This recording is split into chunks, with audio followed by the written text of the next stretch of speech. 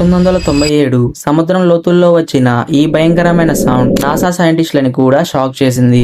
ఈ సౌండ్ ఎంత పెద్దగా ఉందంటే పసిఫిక్ ఓషన్ లో 5000 మీటర్ల లోతుల్లో ఉన్న సెన్సార్స్ వీటిని రికార్డ్ చేశాయి. సైంటిస్టులు ఈ సౌండ్ కి ద బ్లూమ్ అని పేరు పెట్టారు.